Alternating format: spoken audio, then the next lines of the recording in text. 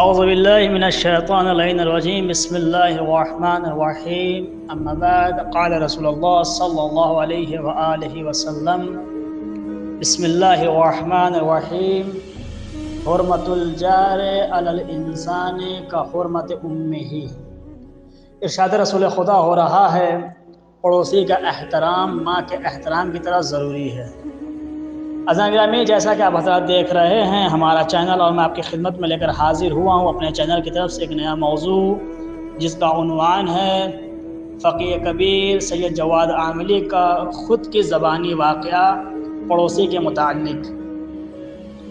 عزیزان گرامی، آپ کی خدمت میں 2 پارٹ میں بیان کیا گیا تھا، پڑوسی کے حقوق کے متعلق اور پڑوسی کو اذیت نہ پہنچانے کے متعلق۔ آج میں پھر آپ کی خدمت میں چند اہم باتیں پڑوسی کے حقوق کے متعلق بیان کروں گا۔ ارشاد رسول خدا ہو رہا ہے حرمت الجار علی الانسان کا حرمت امہ۔ پڑوسی کا احترام ماں کے احترام کی طرح ضروری ہے۔ عزیزان گرامی، اپنے پڑوسی کے ساتھ محبت سے پیش آئیں۔ جیسا کہ ایک شخص نے رسول خدا کی خدمت میں اپنے پڑوسی کی شکایت کی تو آپ نے اس سے فرمایا صبر کر لو۔ اس نے دوبارہ شکایت کی تو آپ نے فرمایا صبر کر لو۔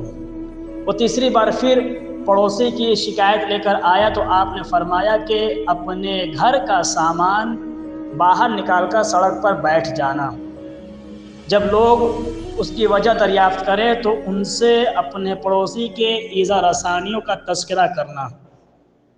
چنانچہ اس کے مضیب پڑوسی نے یہ صورتحال دیکھی تو اسے اپنی ذلت و رسوائی کا خطرہ محسوس ہوا اور اس نے اس سے معافی طلب کر کے گھر میں واپس آ جانے کا مطالبہ کیا اور اس سے عہد کیا کہ اب وہ کوئی اذیت نہیں پہنچائے گا۔ اب سوال پیدا ہوتا ہے کہ گھر کے کتنے فاصلے تک پڑوسی کا شمار ہوتا ہے؟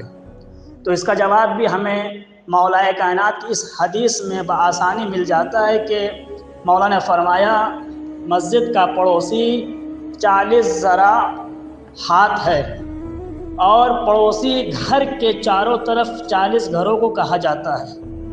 عزیزان گرامی، اب جو میں آپ کی خدمت میں روایت پیش کرنے جا رہا ہوں قابل غور و فکر ہے۔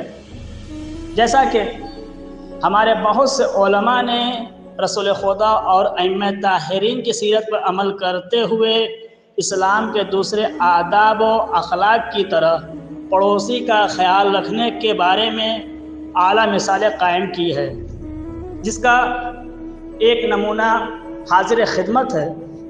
فقیہ کبیر سید جواد عاملی نے اپنا ایک قصہ یوں بیان فرمایا ہے کہ ایک دن گھر پر رات کا کھانا کھا رہا تھا تو کسی نے میرا دروازہ کھٹکھٹایا۔ میں نے دروازہ کھولا تو کیا دیکھا کہ میرے استاد علامہ بحر العلوم کا خادم آیا ہے۔ اس نے مجھ سے کہا کہ آپ کے استاد نے آپ کو ابھی طلب کیا ہے اور جب تک آپ نہ پہنچ جائیں گے وہ کھانا نہیں کھائیں گے۔ چنانچہ میں نے فوراً کپڑے پہنے اور تیزی سے ان کے گھر پہنچ گیا۔ جب میں ان کی خدمت میں پہنچا تو ان کے چہرے پہ غصے کے آثار نمایاں تھے اور انہوں نے مجھے دیکھتے ہی فرمایا کیا تم کو خدا کا خوف نہیں ہے؟ کیا خدا سے شرم نہیں محسوس ہوتی ہے؟ میں نے حیران ہو کر کہا میں نے آخر کیا غلطی کی ہے؟ تو انہوں نے کہا کہ تمہارے پڑوسی کو 1 ہفتے سے کھانا نصیب نہیں ہوا ہے اور وہ دکان سے بالکل سستی کھجوریں ادھار لے کر کھا رہا تھا، اور آج دکاندار نے قرض کی زیادتی کی بنا پر اسے کھجور دینے سے منع کر دیا اور آج رات وہ بالکل بھوکے ہیں۔ میں نے عرض کی اے استاد محترم، خدا کی قسم مجھے اس کی ہرگز اطلاع نہیں تھی، اگر مجھے اس کی خبر ہوتی تو میں ضرور ان کی امداد کرتا۔ استاد نے کہا مجھے یہی افسوس ہے کہ تمہیں اپنے پڑوسیوں کا حال بھی معلوم نہیں ہے، کس طرح انہوں نے 7 دن بھوکے رہ کر گزار دیے ہیں اور تم کو خبر بھی نہ ہوئی۔ اگر تمہیں معلوم ہوتا اور اس کے بعد بھی تم کچھ نہ کرتے تو پھر تم مسلمان بھی نہ رہتے بلکہ یہودی ہوتے۔ اس کے بعد استاد نے اپنے خادم کو کھانے سے بھری ہوئی ایک سینی اٹھانے کا حکم دیا اور مجھ سے کہا کہ تم اس کے ساتھ یہ کھانا لے کر اپنے پڑوسی کے گھر جاؤ اور اس سے کہو کہ آج رات میں آپ کے ساتھ کھانا کھانے آیا ہوں، اور یہ بھی کہا کہ یہ روپیے لے جاؤ اور انہیں اس کے تکیے کے نیچے رکھ دینا۔ یہ واقعہ گواہ ہے کہ سید بحر العلوم صرف اپنے ہی پڑوسی کی خبرگیری نہیں کرتے تھے بلکہ انہیں اپنے شاگردوں کے پڑوسیوں کا بھی خیال رہتا تھا۔ تو یہ تھے پڑوسی کے حقوق کے متعلق جو معصوم نبی علیہ السلام نے فرمائے، اور ایک فقیہ کبیر اور علامہ بحر العلوم کا واقعہ جو ہمارے سامنے باعث عبرت ہے، جس سے درس حاصل کیا جا سکتا ہے۔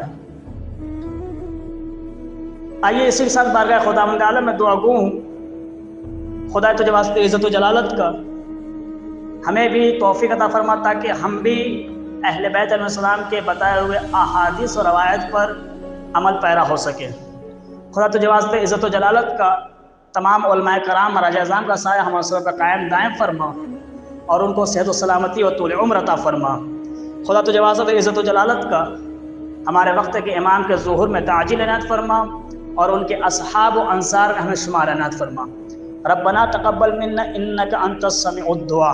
آخر میں آپ حضرات سے گزارش ہے کہ آپ حضرات ہمارے اس چینل کو لائک کریں، سبسکرائب کریں اور تمام دوستان تک ارسال کریں تاکہ ہمارے چینل سے جو نئے نئے موضوعات آپ کی خدمت میں پیش کیے جاتے ہیں آپ حضرات اس سے مستفید ہو سکیں۔